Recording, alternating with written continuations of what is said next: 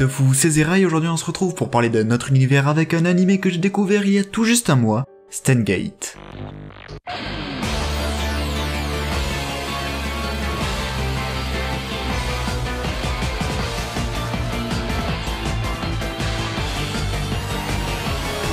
Alors pourquoi je vous parle de cet animé en particulier? La raison elle est très simple, c'est que je suis complètement rentré dans l'univers de Steins Gate. C'est une claque scénaristique ce truc. Bon, j'exagère peut-être un peu, le concept présent dans l'animé n'a rien d'inédit, mais il est tellement bien maîtrisé qu'on se régale à le visionner. Mais parlons-en plus en détail. Côté animation, il n'y a pas grand chose à dire, c'est correct, on est dans l'animation classique, donc rien d'exceptionnel. C'est agréable à regarder et ça suffit à comprendre le scénario qui, pour le coup, est génialissime. Justement, concernant le fameux scénario. L'histoire de Steins Gate commence en 2010 et se concentre sur le personnage de Rintaro Okabe alias Oin Kyuma, qui avec son groupe d'amis vont transformer par le plus grand des hasards leur micro-ondes en machine permettant d'envoyer des messages dans le passé. Suite à ça, ils effectueront diverses expériences sur le voyage dans le temps, ce qui attirera l'attention du CERN, une organisation souhaitant prendre le contrôle des voyages dans le temps. Cependant, Okabe finira rapidement par se rendre compte que chaque petite modification dans le passé aura de lourdes conséquences sur le présent. Comme je vous l'ai dit, j'ai découvert cet animé il y a tout juste un mois suite à ma vidéo sur Code Geass, un abonné m'a parlé de Steins Gate et ça a éveillé ma curiosité. Et putain, j'ai failli passer à côté du meilleur scénario qui traite des voyages dans le temps. De base, je suis un grand fan de science-fiction et particulièrement de tout ce qui touche au voyage dans le temps. C'est d'ailleurs pour cette raison que j'avais joué à Life is Strange sur la chaîne secondaire en début d'année, qui était un bon jeu mais n'exploitait pas toutes les possibilités du genre dans lequel il se trouvait. Mais là, cette fois, on a quelque chose de vraiment bien maîtrisé et de bien construit. Parce que le voyage dans le temps, c'est le thème le plus casse-gueule pour un scénariste. Il te suffit d'oublier un petit détail, c'est tout ton scénario qui part en vrille. Donc vaut mieux bien connaître son sujet. Les 12 premiers épisodes, c'est assez particulier car c'est à la fois le point fort et le point faible de l'animé. Ce que je veux dire, c'est qu'on est uniquement dans le développement, que ce soit des personnages, de l'intrigue ou des événements passés et futurs. Mais on n'a pas vraiment d'objectif, c'est juste un groupe d'amis qui font diverses expériences pour créer une machine à voyager dans le temps. Ils ne souhaitent pas l'utiliser pour une raison précise, ils ne veulent pas non plus la vendre, ils veulent juste la créer, c'est tout. C'est vraiment juste leur passe-temps, on est dans le quotidien des personnages. Et on apprend ainsi à les apprécier. Mais du coup, forcément, les 12 premiers épisodes sont assez mous. Globalement, le scénario du début, c'est juste une bande de potes qui font diverses expériences sous un fond humoristique. Donc forcément, on n'a pas d'action, d'événements marquants ou même d'enjeux. Cela dit, à partir de l'épisode 13, là ça ne s'arrête plus. On enchaîne les événements les uns après les autres non-stop. Et on se rend compte à ce moment-là que les premiers épisodes un peu longs ont eu d'énormes conséquences sur toute la suite de l'intrigue. Et c'est en ça que les 12 premiers épisodes sont excellents parce qu'ils posent la base de tout le scénario. Si bien qu'avec ça, et si tu es aussi un devin à tes heures perdues, tu peux deviner toute la suite de l'histoire. Mais vraiment toute. Car en réalité, on t'a déjà tout montré, mais au second plan. Et quand par la suite tu t'en rends compte, tu te demandes comment t'as fait pour passer à côté de ça. Bon, à partir de l'épisode 13, je n'ai rien à redire, c'est juste excellent. Ce qui se passe est tellement poignant que vous allez être avec le héros jusqu'à la fin. Et quand il aura presque atteint son objectif, il va devoir faire un choix et c'est sans aucun doute le pire truc qui peut arriver. À la place du héros, moi personnellement, je serais incapable de prendre une décision. Bref, tout ça pour dire que le point fort de Steins Gate, ce n'est pas l'originalité de son scénario, mais sa construction. Parce que le thème du voyage dans le temps ou même l'objectif que va avoir le héros, c'est déjà vu. Mais la manière dont c'est amené, ça par contre, c'est vraiment original. Et surtout bien maîtrisé. Au niveau des personnages, on a de l'excellence pure avec Okabe qui est complètement parano. Toutes les 10 minutes, il va penser qu'on l'espionne pour voler ses créations. Enfin, c'est un grand mot quand même, parce que même s'il porte une blouse blanche et qu'il se fait passer pour un savant fou, il n'a rien d'un scientifique. Donc on a un personnage principal constamment dans la démesure et c'est génialissime. Qui plus est, le comédien de doublage qu'il interprète a vraiment réussi à s'imprégner du personnage. À croire que ce rôle a été spécialement créé pour lui. Au niveau des autres personnages, à part Kurisu Makiz qui a un rôle assez important parce que c'est surtout elle qui va nous informer comment fonctionne la machine à voyager dans le temps, les autres sont vraiment secondaires. Mais ce n'est pas dérangeant car ils apportent déjà suffisamment au scénario sans empiéter sur les personnages principaux. D'ailleurs, je n'ai pas parlé de la musique, mais l'opening et l'ending de cet animé sont vraiment excellents. C'est la toute première fois que je regardais un opening et un ending à chaque épisode de l'animé. Généralement, au bout de 3-4 fois, je le passe pour aller directement à l'épisode. Mais là, même après avoir terminé l'animé, je continue encore à l'écouter sur YouTube. Et les OST sont en général assez discrètes. Mais lors des scènes importantes, notamment la scène du message vidéo à la fin pour ceux qui l'ont vu, cette musique elle est vraiment sublime et d'ailleurs il m'arrive encore de l'écouter. Bref, Steins Gate c'est excellent et je vous conseille fortement de le regarder parce que ça mérite d'être vu. D'ailleurs si jamais vous l'avez vu et que ça vous a plu, vous pouvez même en voir un petit peu plus. Puisqu'il y a un OAV et ensuite un film pour clôturer la série. Il y a aussi 4 petits hors-séries qui sont sur la thématique des 12 premiers épisodes, donc qui sont très humoristiques. Et surtout vous avez un autre OAV qui donne une fin alternative à l'animé, celle de la boucle d'origine où le fameux message message vidéo n'existe pas, puisque vous savez, généralement dans les voyages dans le temps, il y a toujours une boucle d'origine, genre qui a commencé à voyager dans le temps en premier, puisque du coup dans l'anime nous sommes sur la deuxième boucle, si jamais vous arrivez à resituer le contexte. Cela dit, ne vous étonnez pas si le début ressemble à l'épisode 23, c'est tout à fait normal parce qu'en fait c'est la même action sauf qu'à la fin elle est différente, car le héros va justement faire un choix différent. Et il y a d'ailleurs même une suite qui est prévue et qui reprendra cette fin alternative, c'est Steingate 0, même si bon on connaît déjà la fin vu qu'il s'agit de la boucle temporelle d'origine et qu'on a vu le message vidéo dans l'anime Steingate. Du coup la décision qui sera prise à la fin de Steingate 0 semble assez évidente, mais j'ai quand même hâte de découvrir comment le personnage principal a évolué, puisque du coup il n'a pas du tout eu la même vie que celui dans le film. Bon là je parle peut-être un peu chinois mais c'est toujours le souci avec les boucles temporelles. Cela dit, tout ce qu'il faut retenir c'est qu'ils ont super bien traité leur sujet. Steingate est sans aucun doute devenu l'un de mes animés préférés, je le placerai même à côté de Code Geass. Après bien entendu ça reste un avis personnel, c'est à vous de forger le vôtre. Mais bon, ce n'est pas tous les jours qu'on a la chance de voir une histoire aussi bien construite du début à la fin, donc il ne faut pas hésiter. Sur ce mes petits tofu, je vous dis à très bientôt dans une prochaine vidéo, n'hésitez pas à vous abonner et me suivre sur les réseaux sociaux. Help Sai Kongro.